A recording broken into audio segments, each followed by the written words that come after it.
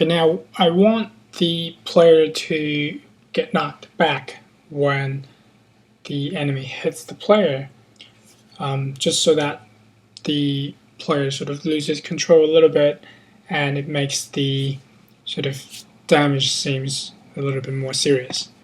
Right, so what I'm going to try to do is to, in the data state, I'm going to try to find the force where the collision happens, and I'm going to use that to calculate which direction the player should be moving. And to do that, I need to use this action called get collision info. Let me see if I can find it. And for us to use that, we need to use the collision enter 2D event instead of sending a custom event from this collision 2D event action. So that's good, because that this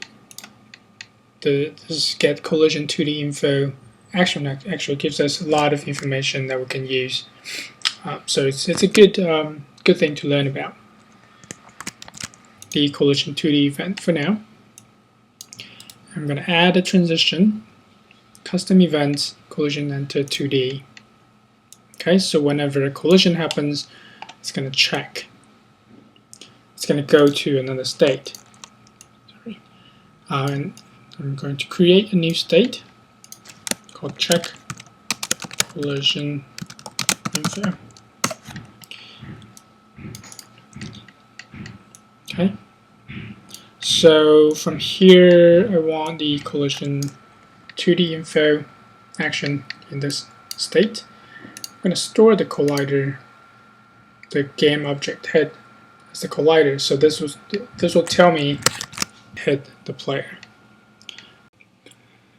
Okay. The next thing we want to know about this collision is basically what I'm trying to figure out is the direction if the player is hit from the right side or the left side.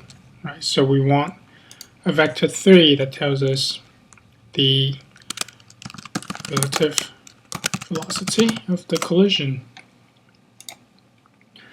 So we're going to store that to the relative velocity variable set up before, where we check the tag of the collider.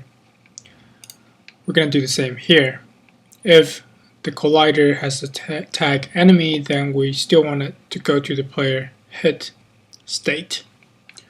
So first, let's add the player hit event back. I can remove this one. I'm going to keep it for now in case we want to go back to that, to using the old approach. But here we're going to have the player hit event, and when that happens, we go to the player hit state. Otherwise, we go to the finish state and just go back to idle. Okay, now go to the action browser. We're going to compare tags, game object compare tag, and we're going to check the tag of the collider. And if it's enemy, then go to player hit. If it's not, go to finish. Okay, so this way we can still check the tag on the collider. And if I just play this quickly, you can start to see how this works.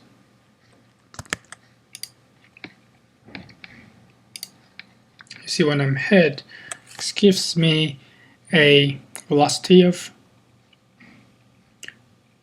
the collision, and also it gives me the hit object and put it in the collider, and everything else still works the same way. So that's good.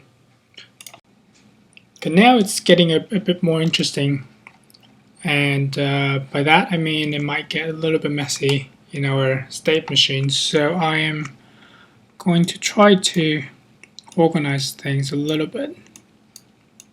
Well, okay, so let's think about this first.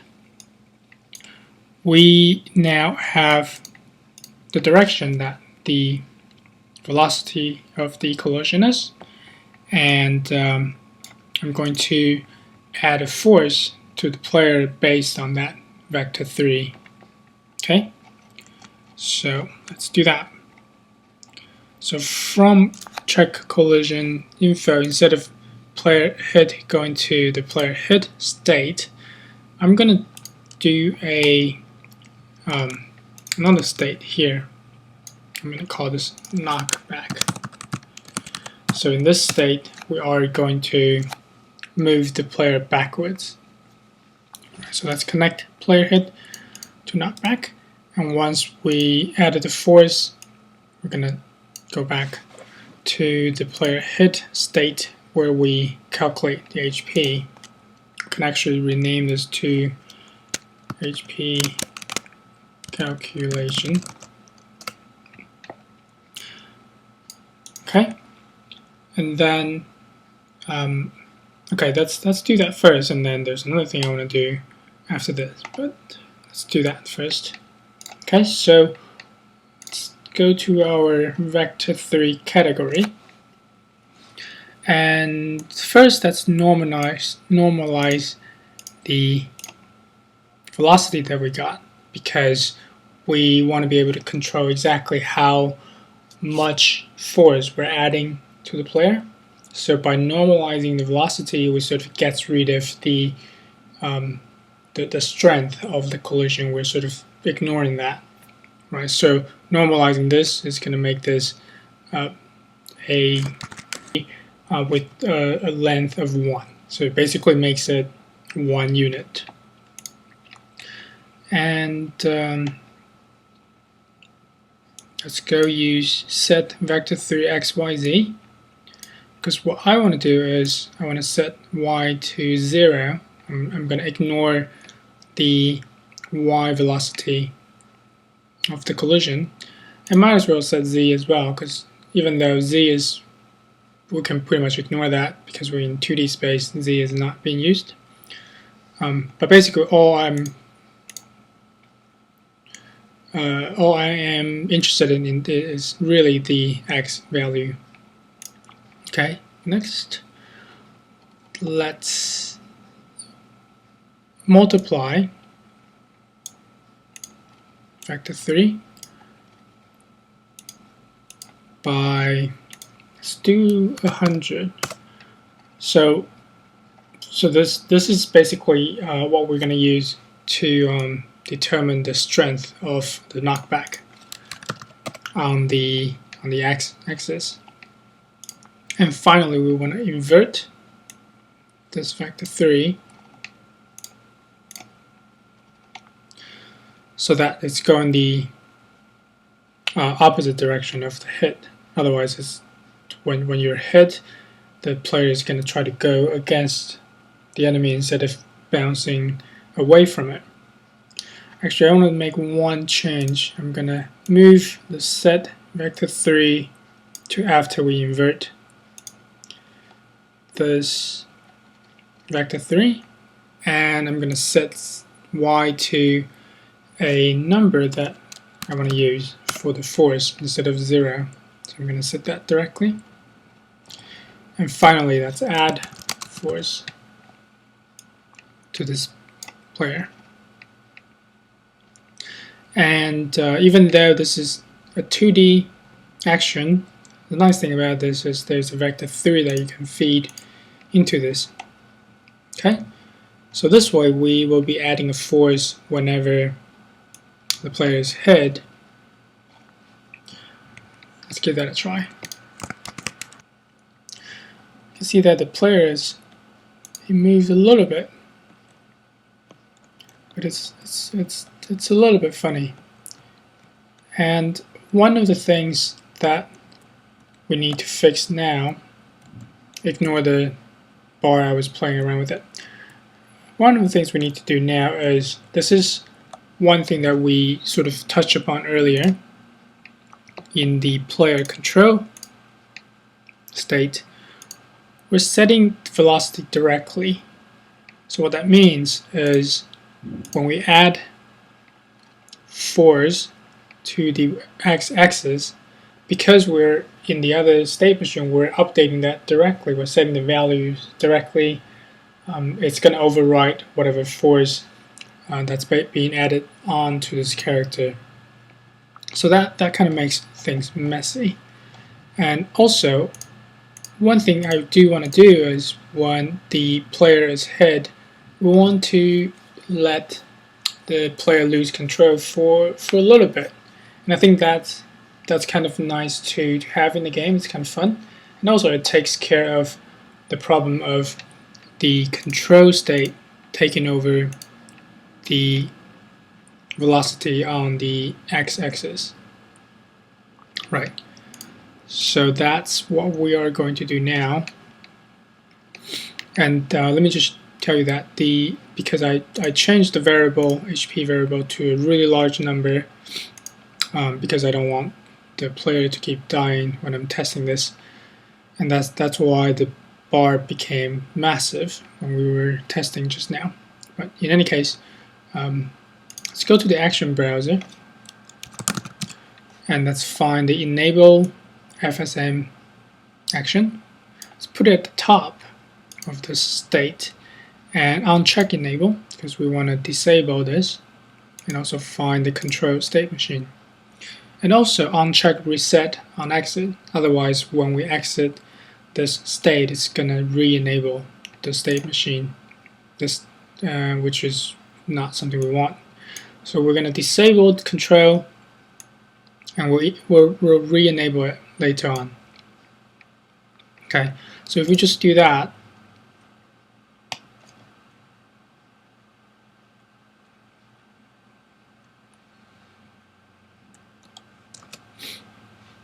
I think I might have, yeah. Sorry, this is from a previous testing. I'm going to remove that. This is what you have currently.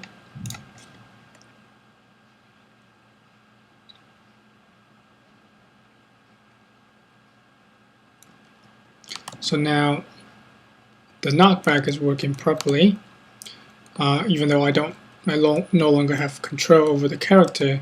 It's the add force action is making it behave. The behavior of it, it's quite good. Okay, good. So I disabled control here, calculated the force I want to add it down here. Now I want to make sure that the player regains control after 2 seconds or after the player has collided with another object. Most likely would be the floor object. So yeah, so we'll give it 2 seconds. So the player loses control for 2 seconds, and also when the player hits the floor again, then we're going to give the player the control back. Right, so we're going to create a new state here, and this will just be wait to restore control. And we want to do this after the HP has been calculated. Right, so we want to calculate the impact on the player's health, and then we wait a bit, and then we go back to idle, and in idle we want to enable that state machine, and this is what I had in the state earlier. So enable, and then we want to also again uncheck reset on exit, and we want to enable the control state. Okay, and in the wait to restore control state, first we will have a wait action. I'm going to say 2 seconds and then finish.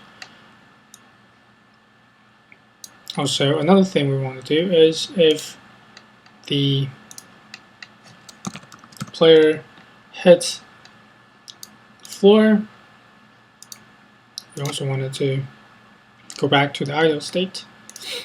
Now we don't have a floor tag, So I'm going to do that now. Add tag, floor, and I'm going to make sure all my floor objects are tagged properly. Okay. Alright. And make sure the collide tag is floor. Okay, now let's play this.